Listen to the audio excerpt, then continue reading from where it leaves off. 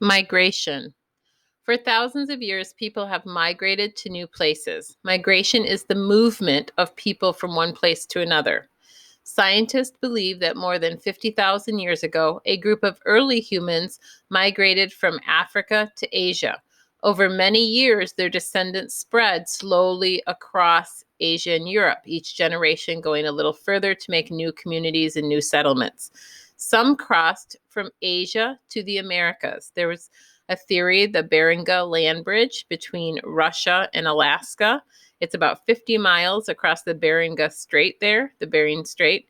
And that's where they believe people at one time, it was enough frozen enough that people went across there, migrated in search of food from Asia to North America. And that's how the first tribes begin to, and then they migrated all the way through North America down to the tip of South America.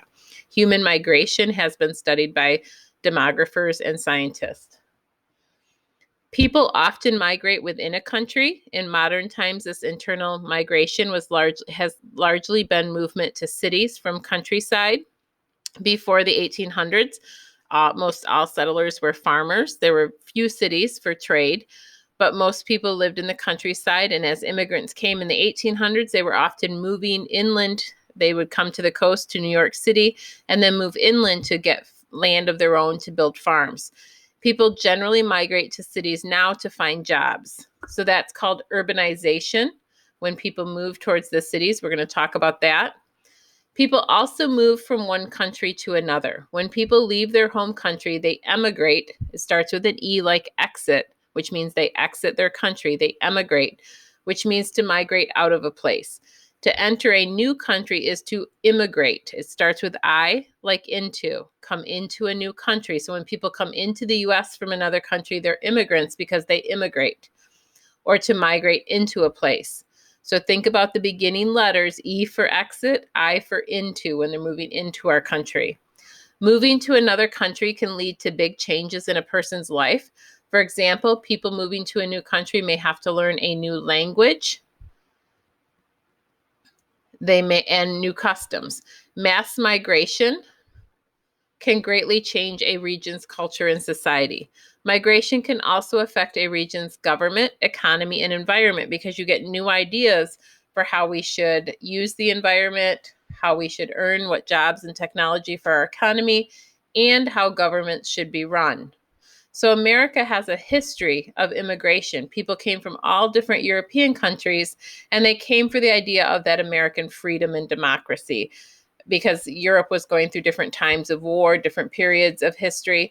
They also come from South America, Central America, and Mexico because economies are not that good, so they often come for jobs.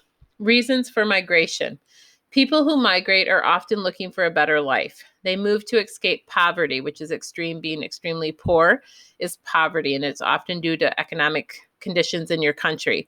A lack of jobs available or a harsh climate that makes farming really hard, so they can't grow their food or work on farms. In some countries, war or other conflicts forces people to migrate. These reasons for migration are known as push factors. Push factors are causes of migration that push people to leave their home country. War is a push factor. Other reasons for migration are known as pull factors. Pull factors pull or attract people to a new country. Often the idea of owning their own land or having freedom and democracy in the US in the 1800s, that was really different than what a lot of Europeans were experiencing. And that's what pulled them, even though it may not have been a war in their home country. The opportunities in America brought a lot of immigrants from European countries here, hoping to have a better life and a chance for greater opportunities. One example of a pull factor is supply of good jobs. People generally migrate because they choose to do so. For example, millions of Europeans chose to migrate to the United States during the 1800s and early 1900s. Some of these people were Irish, fleeing a shortage of food. Those were my grandparents.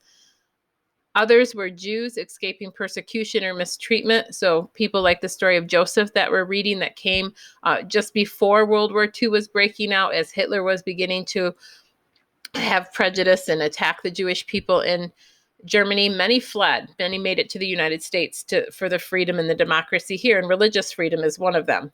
Millions more have come from Asia or Latin America since then.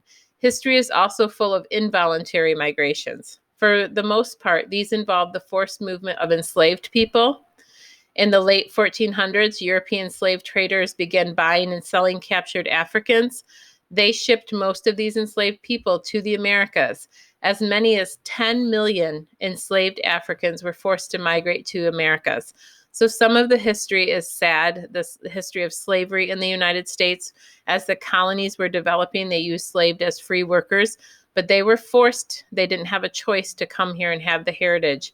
And that's hard, that's part of our history, but we need to acknowledge it and recognize it, and help to build a strong future together.